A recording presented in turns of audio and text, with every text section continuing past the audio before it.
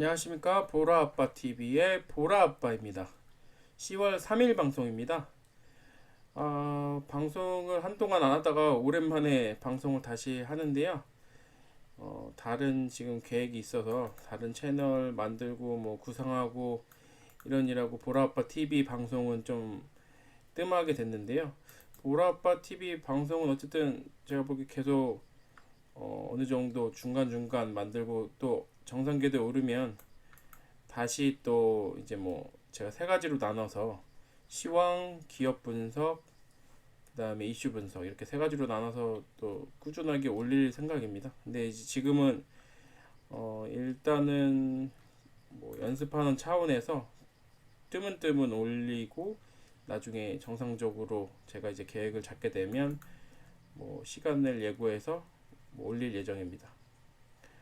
일단 오늘 10월 2일 날 이슈가 있었습니다. 북한 SLBM 잠수함 탄도 미사일로 추정되는 발사체를 이제 발사했거든요. 그래서 이제 이거에 대해서 미국이 어떤 반응을 보이냐, 트럼프가 이제 북미 실무대화 무산될 위기가 발생할 수도 있습니다. 그 이유는 SLBM은 지금까지 북한에서 시험한 단거리 탄도 미사일과는 다르고요. 그러니까 트럼프가 용인해온 건 단거리 미사일이거든요. 이제 트럼프가 표현하는 거는 북한 김정은 위원장이 북미 정상회담에서 약속한 것을 어기지 않았다. 단거리 탄도 미사일은 약속한 게 아니다. 전 세계 어느 나라, 그러니까 뭐 많은 나라들이 단거리 탄도 미사일 계속 실험 발사하고 있지 않냐. 북한이 특별한 건 아니다. 이렇게 지금 용인을 해왔는데 SLBM은 차원이 틀리죠. 그거에 대해서 이제 설명드리려고 방송을 만들었습니다. 10월 2일 오전 7시 11분경 북한 원산 앞바다 해상에서 북한의 잠수함 탄도 미사일로 추정되는 발사체가 탐지되었습니다. 우리나라 합동참모본부의 발표에 의하면 발사체는 고도 910km, 그 다음에 거리 450km로 탐지되었다고 합니다. 공교롭게도 북한이 북미 실무회담을 발표함과 동시에 이러한 도발을 함으로써 북미 관계는 다시 시험대 위에 놓이게 되었습니다. 일단 북미 정상회담 이후 트럼프 대통령이 용인해오던 단거리 미사일과 이번 북한이 발사한 것으로 추정되는 잠수함 탄도미사일은 차원이 다른 무기라고 할 수 있습니다. 북한이 단거리 탄도미사일을 발사할 때마다 트럼프가 말해온 것과 같이 전 세계에서 많은 국가들이 단거리 미사일 발사 시험을 해오고 있습니다. 즉 현재 미국에게 그다지 위협이 되는 행위라는 아니라는 의미입니다. 하지만 잠수함 탄도미사일은 북한의 핵능력의 차원을 한 단계 발전시키는 매우 위협적인 미국에게 위협적인 행위입니다. 그 이유는 다음과 같습니다. 보통 지금 핵무기의 뭐 3단계라고 할 수 이제 나누면요. 지금 북한의 단계로 그걸 비유를 해보면 북한은 세 가지 단계로 지금 세 가지 부분에서 이제 발전을 하고 있는데 일단 핵무기의 소형화, 계속 소형화를 시켜서 이제 탄두의 중량을 줄이는 거, 그래서 멀리 날릴 수 있는 걸 계속 준비하고 발전시키고 있고요. 두 번째는 ICBM 대륙간 탄도미사일 재진입 기술. 그 다음에 세 번째는 2차 공격 능력. 지금 이 2차 공격 능력과 관계된 것 중 가장 직접적인 게 잠수함입니다. 잠수함도 이제 기밀 가능한 운반체나 기지가 있어야지 이제 2차 공격 능력이 있어서 상대 국가의 공격을 억제할 수 있다라는 거거든요. 이 세 가지 부분을 지금 계속 발전시키고 있는데 일단 그 중에서 세 번째 게 이제 드러날 수 있는 거죠. 지금 이거 SLBM 이런 실험을 하면 미국한테는 위협이 됩니다. 그래서 북한은 핵무기 운반체 2차 공격 능력으로 요약되는 3단계 중 가장 그러니까 어려운 이유는 2차 공격 능력이 이제 잠수함 탄도미사일 전략 잠수함을 완성하고 만들고 그 다음에 그거를 운영하는 거 실제로 운영을 지속해서 하는 게 어렵거든요. 그건 이제 뒤에서 설명을 드릴 건데요. 그리고 2차 공격 능력을 발전시키는 것은 미국의 세계 전략에도 타격을 주는 것으로 간주될 수 있습니다. 물론 이러한 북한의 잠수함 탄도미사일 발사는 처음이 아닙니다. 북한의 도발이 정점에 달하던 2016년 8월에 발사 실험을 한 사례가 있습니다. 하지만 두 차례의 북미 정상회담 이후 북한은 ICBM 발사 실험은 물론 SLBM 발사 실험도 하지 않아 왔습니다. 트럼프 대통령이 이에 대해 김정은 위원장이 약속을 잘 지켜주고 있다라고 표현해 왔는데요. 이번 잠수함 탄도미사일 발사에 대해 트럼프 대통령이 어떤 반응을 보일지는 미지수로 보입니다. 지금 현재 10월 3일 지금 새벽 2시거든요.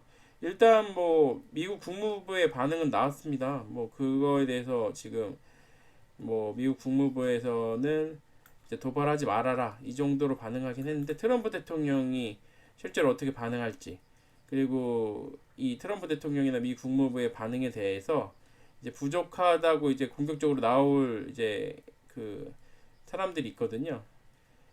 이거에 대해서 이제 말씀드리면 만약 트럼프 대통령이 목전에 둔 북미 실무회담 성사를 위해 강하게 대응하지 않는다고 해도 북한의 단거리 탄도미사일 시험 발사에도 강한 불만을 드러내온 미국의 강경파들 이들이 이제 계속 비판을 하겠죠. 트럼프와 미 국무부의 반응을. 그러면 아무래도 좀 상황이 바뀔 수도 있습니다. 그러니까 당장이 아니라 이제 며칠, 뭐 일주일 이렇게 상황을 봐야 되는 거죠, 지금. 그래서 앞으로 사태의 추이를 살펴봐야겠지만 북한의 미국에 대한 스트레스 테스트가 이거 스트레스 테스트라고 볼 수 있을 것 같거든요. 이제 뭐 패를 만드는 거기도 하고 이 정도까지 이제 가능한 이 정도까지는 가능한가를 이제 테스트하는 거라고 어떻게 보면 이제 모험이죠, 어쨌든. 너무 위험해 보이는 것은 저만의 생각일까요? 참고로 궁금하신 분들을 위해 덧붙여 설명을 해드리면 현재 지구상의 국가들 중에서도 이제 뭐 핵보유국 중에서 완벽한 핵능력을 보유한 국가는 미국과 러시아 정도고요. 프랑스, 영국, 중국은 약점이 있는 것으로 판단할 수 있거든요.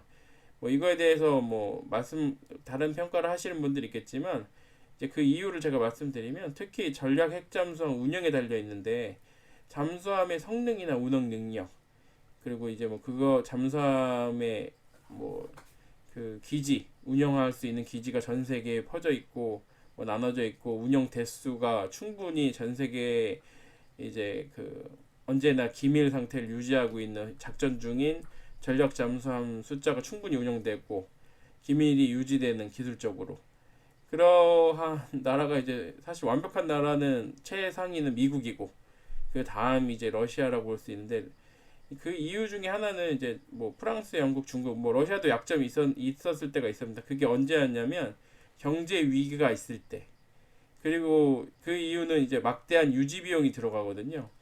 대수를 유지를 해야 되고 이게 지금 전략 잠수함이라는 게 계속 뭐 365일 한 대가 뭐 계속 작전을 하는 게 아니라 뭐 수리가 들어가고 그 다음에 운영 중인 게 있고 뭐 휴식 중인 게 있고 근데 이게 전 세계에 지금 퍼져 있어야지만 대응이 가능하거든요. 어느 곳에서나.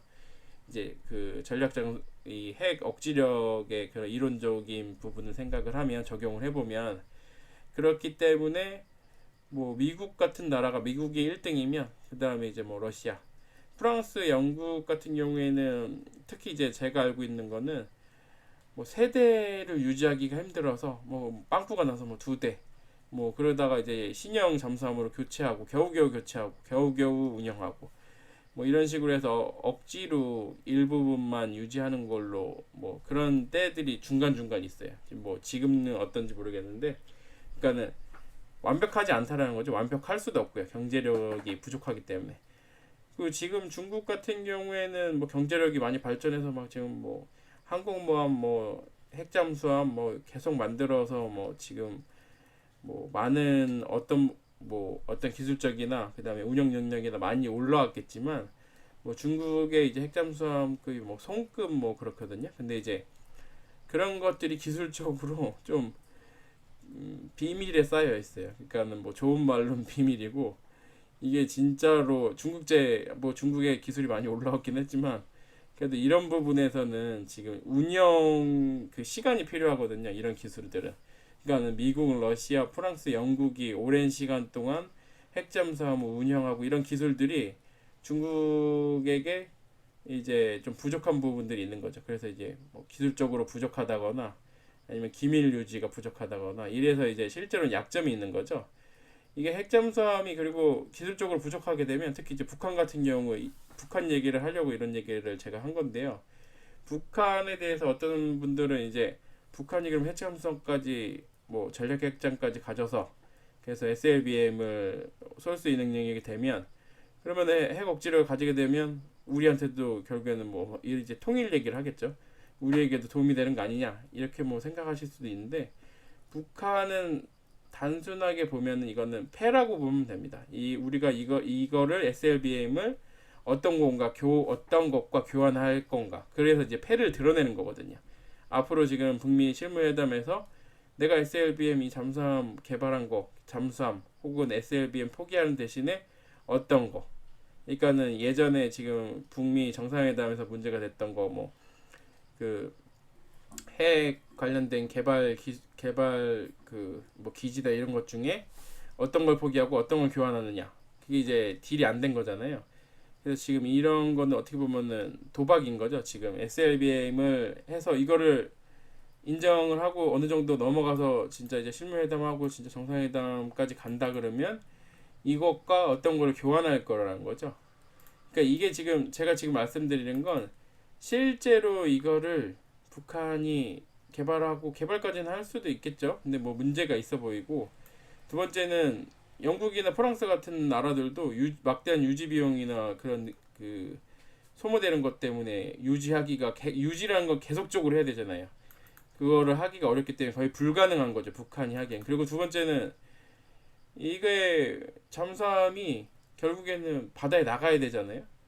이게 동해상 나가서 태평양으로 나가 일본 뭐 일본을 통과해서 태평양 쪽으로 나가거나 뭐 아니면은 저쪽 이제 중국 앞바다 쪽으로 해서 뭐 인도양 쪽으로 나가던 거 이제 핵잠수함들은 그렇게 나가야 되는데 기지도 있어야 되고 뭐 그래서 제가 이제 기지를 얘기를 하는 건데, 북한이 이런 SLBM 그러니까 전략 핵잠수함을 가지게 되면 미국 잠수함들이 동해 이제 북한 이 기지에서 이 잠수함들이 나오지 못하게 꽉 틀어 막아 놓을 거예요. 만약에 나오면은 격침시키는 거죠. 그러면은 이제 실제로 개발을 했다 그래도 운영을 할 수가 없는 거죠. 이런 일이 그냥 제가 이제 뭐 상상해서 얘기하는 게 아니라 러시아 잠수함과 뭐 미국 잠수함, 뭐 그다음에 중국 잠수함과 뭐 미국 잠수함, 뭐 이런 잠수함들이 이제 실제로 그렇게 운영을 하고, 음문이라 그래서 이제 핵잠수함들의 그런 이제 예를 들어 지문 같은 거를 따서 실제로 이제 어떤 잠수함들이 들락날락하고 걔가 이제 진짜 작전에 나갈 때는 이제 따라다니고, 혹은 이제 결국엔 문제가 생겨서 만약에 공격을 한다거나 이런 게 포착이 되면 격침을 시키고, 이런 걸 위해서 준비를 해놓거든요. 그러니까 실제로는 잠수함만 운영하고 SLBM 쏠 수 있으면 끝이 아니라, 잠수함이 전략적인 그 능력을 가진 이유는 기밀이잖아요. 근데 기밀 유지가 안 되는 거죠. 북한 잠수함 기지 앞에서 기다리고 있다가 북한 잠수함 음문을 따고 걔가 나와서 작전을 하려고 하면 바로 침몰시킬 수 있는 준비가 돼 있으면 더 이상 전략적인 의미는 없는 거니까요. 그렇게 해서 이제 무력화시킬 수도 있거든요. 실제 개발을 한다고 끝이 아니라. 그러니까 이런 복잡한 상황들을 봤을 때, 그러니까 결국에는 경제력이니 뭐 여러 가지 기술이니 뭐 운영 능력 뭐 다 돼야지만 핵 억지력을 이게 실제적인 실전에서 의미를 가지기 때문에, 북한이 잠수함과 전략 핵점을 개발하는 거가 결국에는 그냥 이제 패에 불과하다, 교환 가치에 불과하다라고 생각하시면 됩니다. 좀 어떻게 보면은 오랜만에 방송하고 그 다음에 이거에 관해서 제가 어떻게 보면 조금 좀 이렇게 논리적으로 아주 일사불란하게 말하지 못한 부분이 있는데, 궁금하신 부분 있으면은 댓글 달아주시면 제가 더 설명드릴 수 있습니다. 세상을 더 멀리 보고 더 넓게 보는 보라아빠TV가 되도록 더욱 노력하겠습니다. 구독과 좋아요 부탁드립니다. 보라아빠TV의 보라아빠였습니다.